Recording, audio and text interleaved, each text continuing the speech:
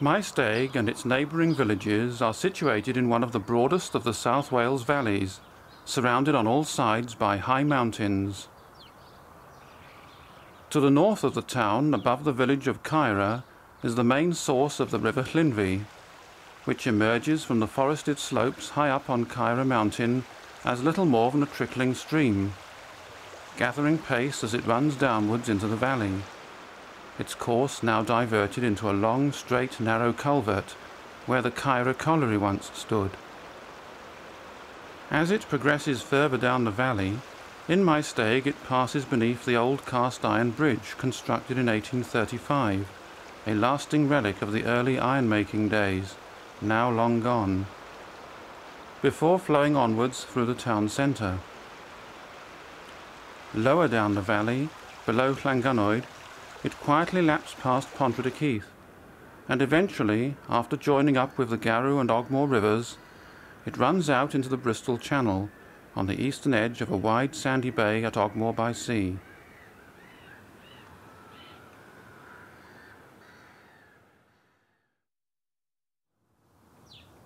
The mountain sides surrounding Maesteg still show evidence of inhabitants from long ago.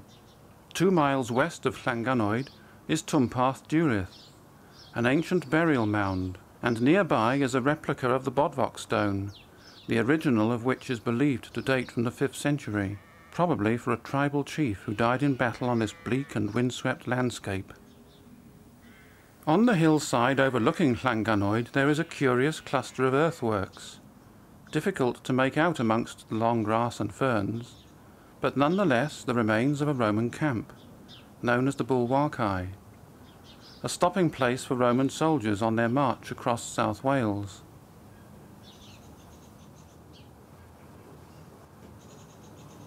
From the other side of the valley, on the road leading down from Llangynwyd to Maesteg, it is just possible to make out a pattern, but only when viewed from the air is it evident that the old encampment is still in a good state of preservation.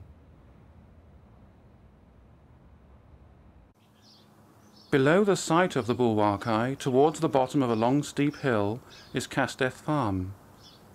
Close to the farmhouse there is a long mound of raised earth, providing more evidence of ancient entrenchments. But the farm has a further connection with the past, as its name suggests, for in a small wood nearby there are the few remaining stones of Llangynwyd Castle, known as Castell Coch, the Red Castle.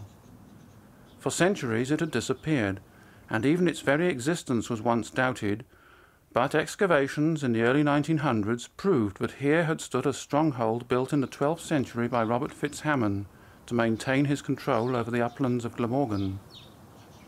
Llangynwyd is a hilltop village, one of only a few in Wales, built high above the castle, and its elevated position means that a water tank is needed to provide its inhabitants with fresh water. The parish church is at the centre of the village. 100 years ago, children could play happily in the middle of the road, and at one time the parish of Llangynwyd was one of the most important in Glamorgan. The church is dedicated to St. Cynwyd, thus giving the village its name, and was founded in the 6th century. The tall, square 15th century tower is now the oldest surviving part, although it was completely restored in the 1890s.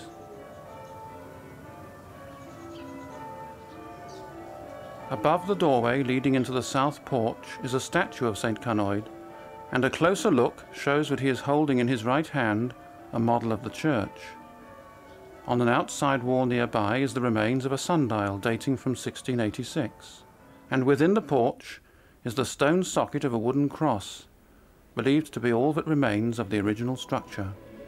Rebuilding and restoration have changed the church considerably.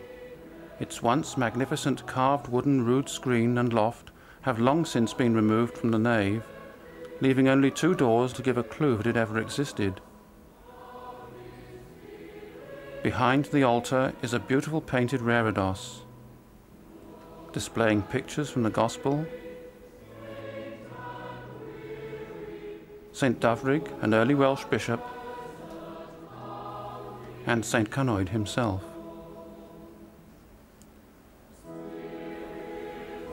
Looking westwards from the chancel, the tall tower arch can be seen, unquestionably the church's finest feature, soaring upwards to reveal the bell ropes beyond, and, most unusually for a small parish church, a vaulted stone ceiling.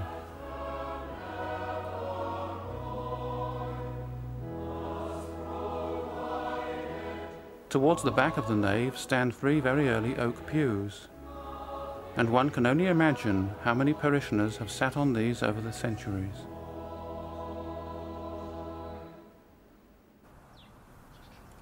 Opposite the church stands the old house, reputedly Wales's oldest pub. An alehouse has stood here since 1147. Regulars and visitors alike stop off for refreshment in its seemingly timeless interior, the ceiling of which is adorned with dozens and dozens of jugs.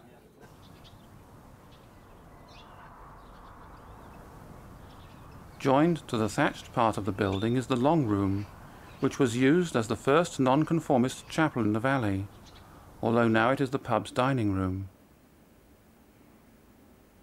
Whereas the old house has been a tavern for centuries, the corner house nearby occupies the original site of the tithe barn, with cottages alongside. The picture on its front wall dramatically depicts Llangynwyd's best-known story, that of the Maid of Cefn Ydfa, Anne Thomas, and her lover Will Hopkin. The tale of their doomed romance unfolded in the locality during the first half of the 18th century. Will Hopkin lived in the village, a tiler and plasterer by trade. He was also a poet and a singer, and it is said that he sang his many songs within these 4 walls.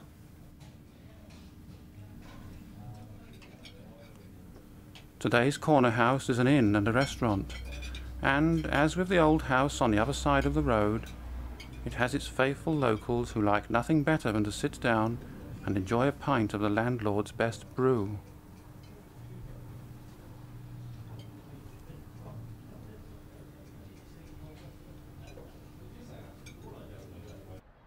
A memorial cross stands on the village square between the churchyard and the old house. Originally erected in 1927 to commemorate Will Hopkin, his name has since been joined by others who have distinguished themselves in the Llynfi Valley, and at its base the name of the maid is inscribed.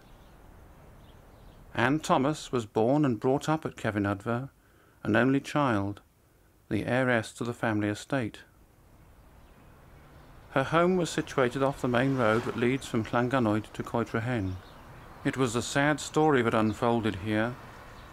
Anne's widowed mother wished her daughter to marry Anthony Maddox, a young solicitor whose wealthy family owned a farm nearby. But Will Hopkin, the tradesman, was sent to work at Cefn Ydfa and fell in love with the young girl. According to legend, the maid was imprisoned in her bedroom to prevent her from seeing Will, and then forced to marry Anthony Maddox, who subsequently built a mansion beside Anne's family home. Anne died within 2 years of the marriage, presumably of a broken heart, and the mansion later fell into ruin. Her own home has completely disappeared, with no trace of it to be seen.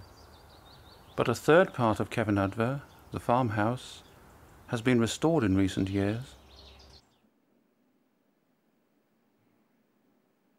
Anne Thomas's name plaque and memorial stone rests in the chancel floor within Llangynwyd Church, and Will Hopkin's original stone occupies a wall inside the tower, although a later memorial was placed in the churchyard beneath the western yew tree.